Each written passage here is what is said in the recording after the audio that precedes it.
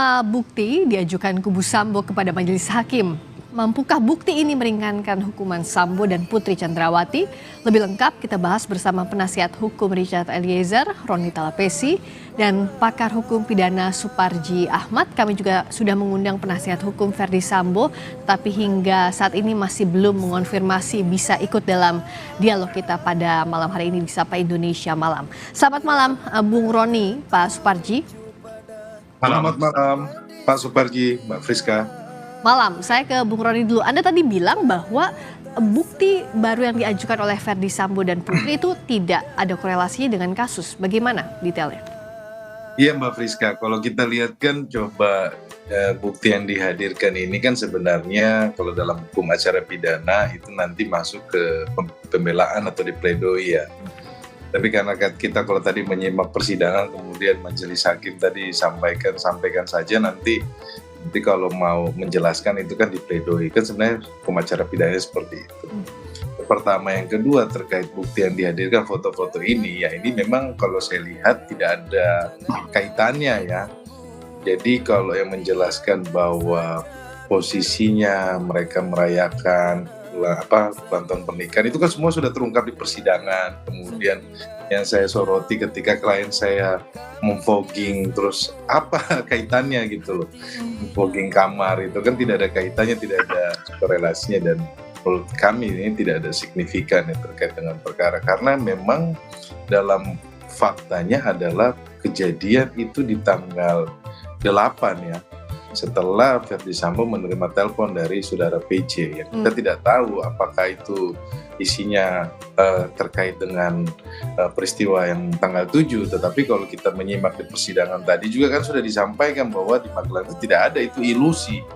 Kalau saya lihat begitu pernyataan di persidangan tadi kan, jadi ya mungkin ini yang ditunggu-tunggu oleh publik juga kan. Atau yang kalau kita lihat seakan ingin menggambarkan bahwa hubungan Putri, Verdi Sambo dengan para ajudan termasuk Eliezer dan juga korban almarhum Yosua baik-baik saja, Anda melihat ke situ arahnya? Kalau saya lihat begini Mbak, kalau waktu pemeriksaan PC kita kan sudah menanyakan apakah almarhum Joshua ini merupakan ajudan. PC kan membantah ini bukan ajudan, tetapi di persidangan hari ini BAP dari ART menyampaikan bahwa almarhum Joshua adalah ajudan dari PC. Nah, ini kan sudah terungkap di persidangan kan.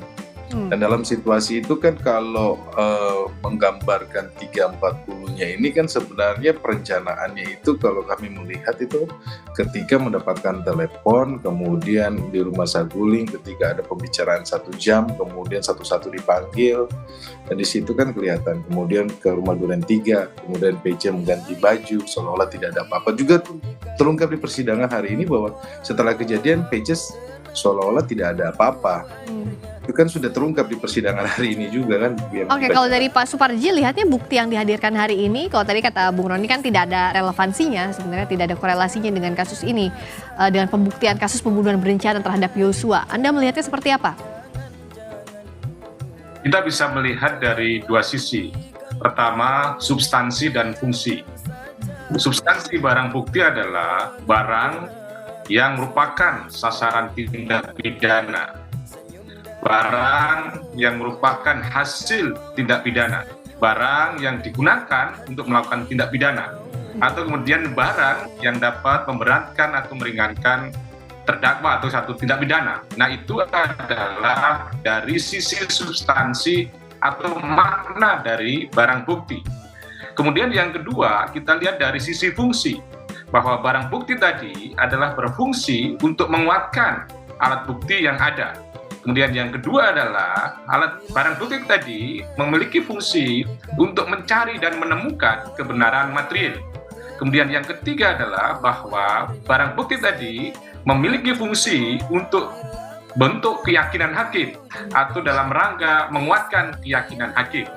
Jadi, melihat dari substansi dan fungsi dari barang bukti tadi dalam konteks hukum acara pidana, maka sesungguhnya barang bukti yang telah dihadirkan oleh penasihat hukum Ibu PC atau kemudian Verdi Sambo, saya kira tidak pada porsinya, tidak memiliki proporsi untuk itu. Tetapi sekali lagi, tentunya harus kemudian dihargai, harus kemudian diapresiasi sebagai upaya pembelaan atau upaya meringankan.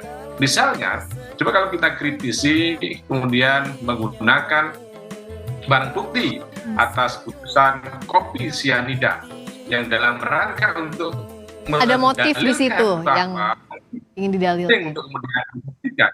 Nah, dalam konteks kasus itu pun juga tidak terungkap motifnya. Kenapa dulu ada kopi yang kemudian beracun, yang kemudian menyebabkan tewasnya, ya itu juga tidak terungkap. Waktu itu masih berkembang narasi. Jadi kalau pengacara, Pak Suparji izin agar lebih jelas, kalau pengacara bilang katanya menghadirkan isi putusan itu untuk membuktikan bahwa motif wajib dibuktikan, begitu pula dengan beberapa contoh kasus lainnya, bisakah ditegaskan wajib atau tidak wajib dibuktikan dalam pembunuhan berencana, Pak Suparji, motif ini?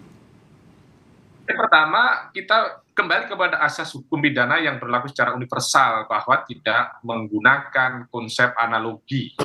Ya, artinya semua kasus adalah berdasarkan kasus per kasus, ya.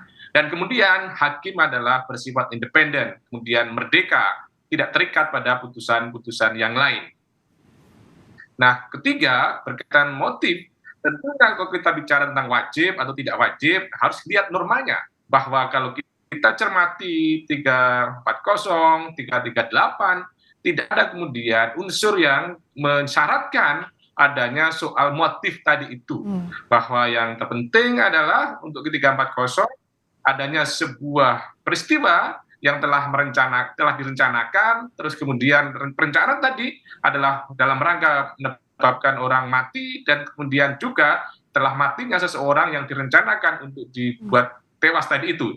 Jadi saya kira unsurnya adalah sederhana, sehingga tidak sampai kemudian diperumit soal kemudian motif. Nah, pada sisi yang lain adalah sekiranya bermaksud mendalilkan tentang motif pembunuhan berencana dalam kasus ini pun juga tidak jelas motif yang mana yang sebetulnya untuk kemudian dimaksudkan membebaskan atau meringankan atau kemudian melepaskan dari tuntutan tadi itu. Apakah kemudian motif sebagai sebuah bentuk reaksi atas dugaan terjadinya pelecehan seksual atau perkosaan, atau motif yang mana?